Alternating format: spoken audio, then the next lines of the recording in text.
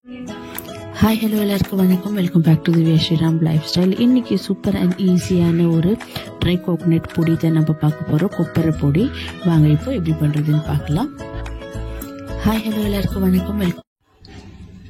So கொப்பரை சட்னி பொடி பண்ணுறதுக்கு தேவையான இன்க்ரீடியன்ஸ் எல்லாம் உங்களுக்கு டிஸ்கிரிப்ஷன்லேயே கொடுக்குறேன் அண்ட் சப்டைட்டில்லேயே கொடுக்குறேன், பாருங்க மெஷர்மெண்ட் எல்லாம்.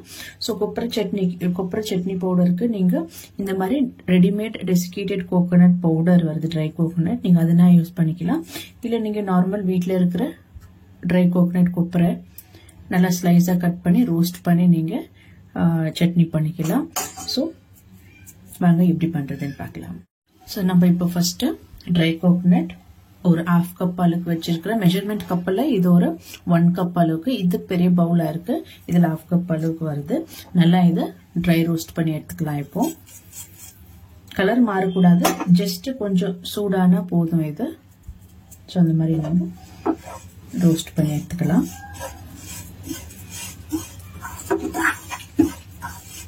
இது டெசிகேட்டட் கோகோனட் என்கிட்ட இருந்ததுனால நான் இது யூஸ் பண்றேன். நீங்க இது இல்லைன்னா இந்த மாதிரி வீட்டில் இருக்கிற கொப்பரை இருக்கு இல்லைங்களா, அதை ஸ்லைஸ் பண்ணி ரோஸ்ட் பண்ணி நீங்க சட்னி பவுடர் பண்ணி எடுத்துக்கலாம். நல்லா இருக்கும் இது சட்னி பவுடர். தோசை இட்லிக்கெல்லாம் நீங்க ரைஸ், சாம்பார் ரைஸ் கூட சைட்ல வச்சுட்டு சாப்பிடலாம், நல்லா இருக்கும். சரி, நல்லா இப்போ இது ட்ரை ரோஸ்ட் பண்ணி எடுத்துக்கலாம். ஸோ இது ரெடி ஆயிடுச்சு. ஒரு 2 நிமிஷம் நம்ம ட்ரை ரோஸ்ட் பண்ண போதும். இது கலர் மாறக்கூடாது. நம்மளுக்கு முழு கொப்பரை போடுறப்ப தான் நம்மளுக்கு அது கலர் கொஞ்சம் சேஞ்ச் ஆகிற வரைக்கும் டைம் வேணும். இது இன்னும் நம்ம ரோஸ்ட் பண்ணால் இதில் இருக்கிற ஆயில் எல்லாம் வெளியே ரிலீஸ் ஆகிடும். ஸோ நம்ம இதை நல்லா இப்போ கூல் பண்ணி எடுத்துக்கலாம். இப்போ கொப்பரை பொடிக்கு கொஞ்சமாக 1 டீஸ்பூன் அளவுக்கு ஜீரா ட்ரை ரோஸ்ட் பண்ணி எடுத்துக்கலாம்.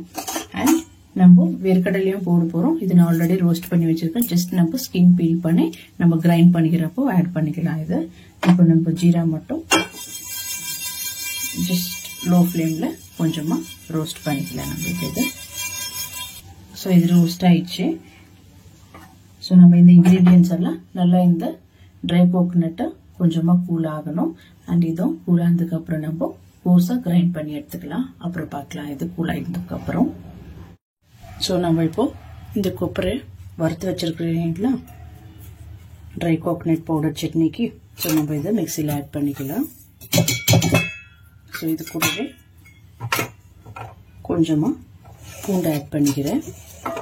கொஞ்சமாக பூண்டு அண்ட் 1 டீஸ்பூன் அளவுக்கு ஜீரா ரோஸ்ட் பண்ணி வச்சிருக்கிறேன், அதை ஆட் பண்ணிக்கிறேன். கொஞ்சமாக வேர்க்கடலை ரோஸ்ட் பண்ணி வச்சிருக்கிறது, அதுவும் நல்லா பீல் பண்ணி எடுத்துக்கலாம். 1 டீஸ்பூன் அளவுக்கு நார்மல் மிளகாய் பொடி அண்ட் 1 டீஸ்பூன் அளவுக்கு காஷ்மீர் மிளகாய் பொடி. நல்லா இது கலர் கொடுக்கும். தேவையான அளவுக்கு உப்பு ஆட் பண்ணிக்கலாம் இதில். ஸோ நம்ம இதை கோர்ஸாக கிரைண்ட் பண்ணி எடுத்துக்க போகிறோம் இப்போ. ஸோ பாருங்க, கொப்பரை பொடிக்கு நல்லா கோர்ஸாக கிரைண்ட் பண்ணியாச்சு. இந்த அளவில் தான் இருக்கணும்.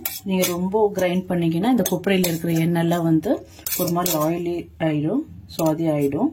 ஸோ இந்த அளவுக்கு நீங்கள் கரெக்டாக கோர்ஸ் பண்ணி எடுத்துக்கணும், கிரைண்ட் பண்ணி. பாருங்க, ஈஸி அண்ட் டேஸ்டியான கொப்பரையில ட்ரை கோகோனட்ல சட்னி பொடி ரெடி ஆயிடுச்சு. உங்களுக்கு இந்த வீடியோ பிடிச்சிருந்தா லைக் பண்ணுங்க, ஷேர் பண்ணுங்க, கமெண்ட் பண்ணுங்க அண்ட் மறக்காம என் சேனலுக்கு சப்ஸ்கிரைப் பண்ணுங்க. தேங்க்யூ ஃபார் வாட்சிங் திஸ் வீடியோ.